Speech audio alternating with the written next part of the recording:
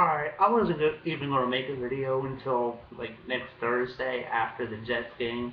But you know what? I I watched Eagle Fans for Life's video, and then I went back to watch Bengals run this video.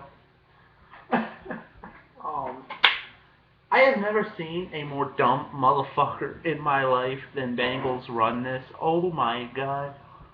Um, he's calling out Eagles fans now.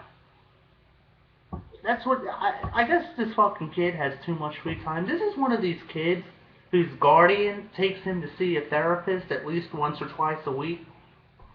He's one of these stupid motherfuckers you're gonna see on the news for going into a school and like holding some kids hostage and shit. He's one of those motherfuckers. So typers, go give him attention. That's what he wants. But if you want some attention, run this, you got it. Let me tell you something about the Bengals. The Bengals don't scare me at all. And why the fuck are you even talking about Eagle fans? Anyway, we don't even play you guys that often, but what, maybe like every 3 or 4 years? Okay, and you're talking about your past recent success and, you know, Eagles fan for life, alluded to it, I'm going to allude to it too. What have you done? The tie? By the way, you had that game won, and if Jonathan Joseph knew how to catch a ball, you would have won that game. When McNabb threw that pass, the final game, and I think it was like '04, when you beat us 38-10 again. It meant nothing for us. We had that year. We had our playoff and our seeding, and the home field and the bye all locked up. So I don't know what you're getting at. You're talking about a game in week 13, which, by the way, we will steamroll your asses.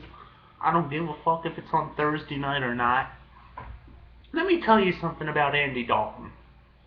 He is not gonna be the next Peyton Manning or Tom Brady.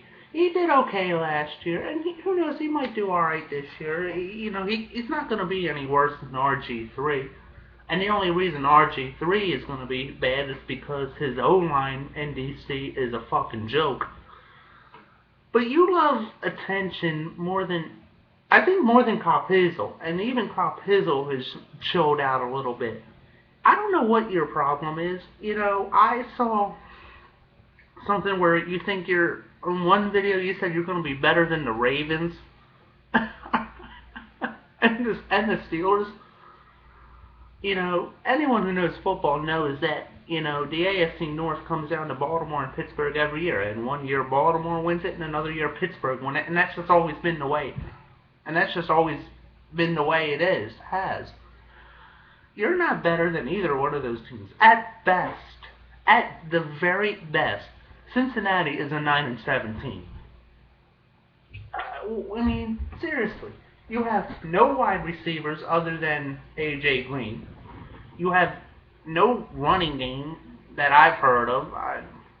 And, oh, by the way, half your team is in jail. Or, I think so. One year where in like a 2-year span, you had like 23 or 24, I don't know however numbers, but it was a big number. 20-some players that got arrested in like a 2-year span.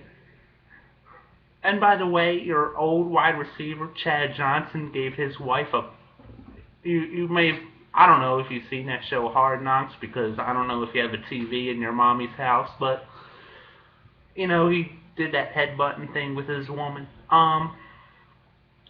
So yeah, Bengals run this, shut the fuck up. You're a 9-7 team at best. You're not going to make the playoffs this year. You had your shot last year. Yeah. And, oh, by the way, don't talk about Ravens Red Zone, because Ravens Red Zone will crucify your ass every time. Peace, bitch.